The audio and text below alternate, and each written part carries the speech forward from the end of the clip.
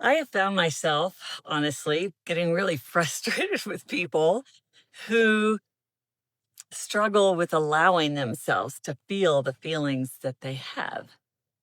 And it's been something that of a challenge for me because I see that so often people just they can't let themselves go there. They can't let themselves feel whatever it is going on with them. And of course that causes all kinds of problems because then while those feelings are still in your body, they're being dissociated, they're being repressed, they're being stuffed down with anxiety or with tension or stress. And then it comes out sideways and you end up, hurting someone that you love or numbing out to danger or feeling depressed without having any understanding of what's going on. So, really, what I'm talking about allowing feelings, I'm talking about allowing awareness of feelings because you can't not feel. You're going to feel. That's kind of inevitable. We have a nervous system that is highly, highly attuned to our nervous system, to our bodies, to our surroundings, and to everything, the energies of other people and of ourselves, and yet, because sometimes, often, we're raised in such a way that we're taught not to be aware of it. We're raised in this way. It's like, no, you don't really feel that, even though you know you're feeling it. It's like, no, you can't feel that, even though you can't help yourself. You're going to feel that. So, growing up, we sort of get conditioned out of allowing ourselves to feel, and then we hit adulthood and things kind of get messy. We start feeling, we start moving toward addictions, or start feeling depressed, or we have anxiety that we don't understand, or we have illnesses that come from all this stuff that we've stuck down in our bodies. And while I'm sure you too have known people who, perhaps even yourself, right, that have struggled with. Um, Allowing yourself to connect because it feels like it's gonna be too much. I just want you to know that while I in the past, have felt frustrated with people who wouldn't allow themselves to explore their feeling selves, I kinda get it that it's not always easy to do, and that there are reasons why we fight allowing ourselves to be aware of them because sometimes those feelings are just too much. They really are too much, and learning to manage that muchness is sometimes more than we know how to deal with, because we're never taught. We're not really taught how to manage the intensity of those feelings, and I'm sure even me posting this, there might be people who'll be like, "Oh, I don't wanna I don't wanna hear that talk because I don't wanna feel what I'm feeling." And there's a reason why we don't, because they feel out of control if we have no experience in processing them through, then it's like we have atrophied muscles that don't know how to manage the feelings as they present themselves.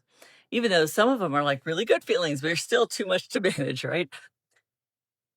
So I'm Melody Brooke. I'm a licensed professional counselor, a marriage and family therapist, and a mom and a grandmom and a filmmaker and an actor and a poet, singer. And most of all, I'm a human being that has experienced my own traumatic history. I've had a lot of trauma, neglect, um, and also ADHD, all of which has contributed to my own personal development struggles and my own difficulties with allowing myself to feel. So I do understand on a really personal level exactly how hard it is to open ourselves up and allow ourselves to feel everything that's in there. And I want to say to you that those of you who are willing to move in that direction, that it takes a lot of guts because it can be really scary to allow ourselves to face things that maybe we have stuffed down for all of our lives. And when we're little, one of the things I've learned is that Boy, little children, they feel things. They're so alive. They're so filled with aliveness that everything that happens, they feel it with this incredible intensity. And, it's the way we were raised was like, oh no, kids don't feel things the way the way adults feel things, right? And so we just think that they can be hit, they can be spanked, they can be shamed, and they'll be fine.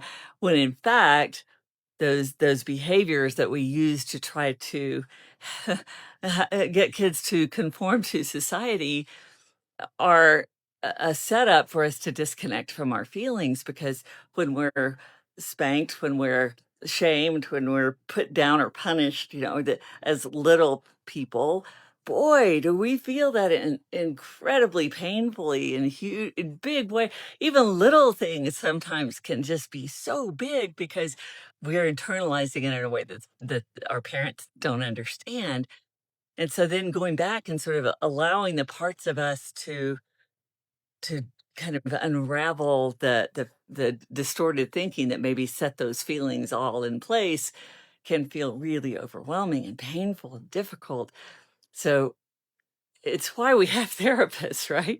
It's why we have best friends. It's why we have people in our lives that we can lean on and share those feelings with, if we are brave enough to allow ourselves to feel them, even if they don't make sense to us. Because, a lot of times I'll be working with clients and they're like, this isn't logical. It doesn't make sense. It seems silly, or it seems ridiculous, or whatever, or thoughts we have about it, we judge it as being immature, or we judge whatever it is. It's really, really important to recognize that those feelings are real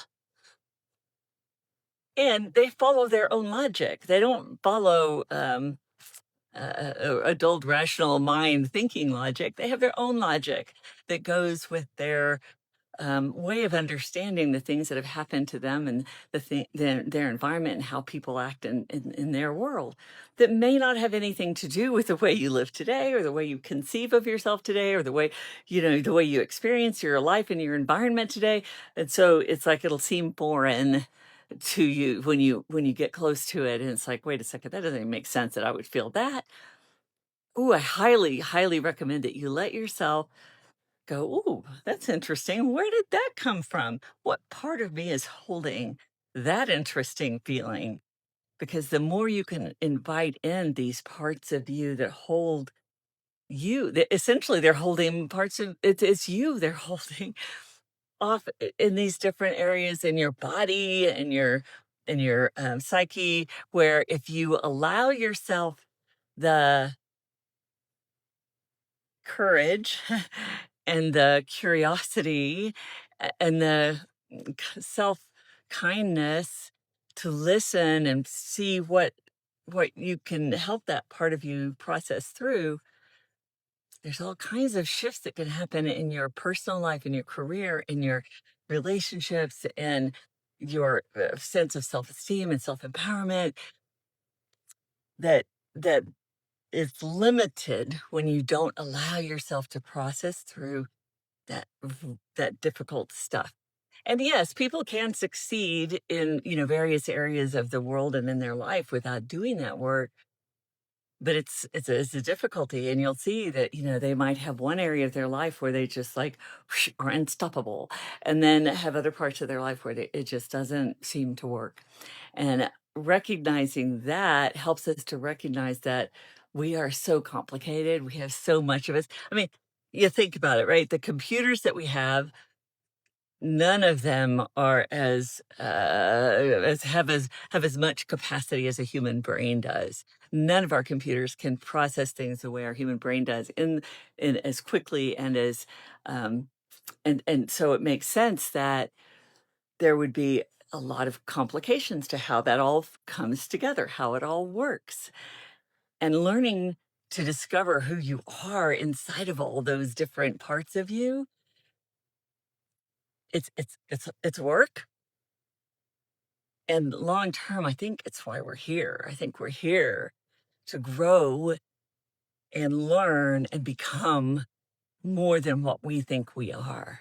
Because that way of shoving down those different parts of ourselves means limiting who we are, how we express ourselves in the world, how we live our lives, how we connect with other people, how we enjoy moment to moment experiences, and or not, as the case may be. So feelings are essentially who we are.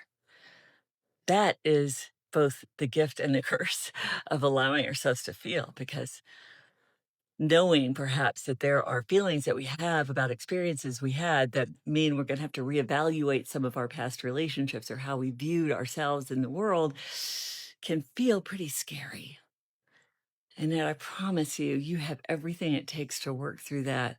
We are gifted with a tremendous amount of ability to process and to feel and to experience this beautiful thing that we have called life. And I know it doesn't always feel that way. It certainly doesn't always feel that way to me, but it's worth working through all of that to get to that place of being able to be present for yourself and for the people in your life that you love. That's what feelings are all about. That's why we need to do it, because it allows us to be present with ourselves, with our loved ones in a alive, present way. I'm Melody Brook. I'm a licensed professional counselor, marriage and family therapist, etc. You can find out more about me at melodybrook.com. Also, I have a couple of books on Amazon, including a poetry book, and I have a movie that I'm working on called 15. There's an Indiegogo campaign. If you have any interest in supporting that, you can look it up under 15 or see it on my page. And it is about the long-term effects of well, even immediate effects of what's happening right now as the Roe v. Wade was overturned with the Dobbs decision. So it's a powerful voice for women, and I'm planning on continuing to make films like that, on top of continuing to do my practice and do these lives at 4 p.m. on Tuesday, Central Standard Time, as many Tuesdays as I can get it in. So I'll see you next week. Bye.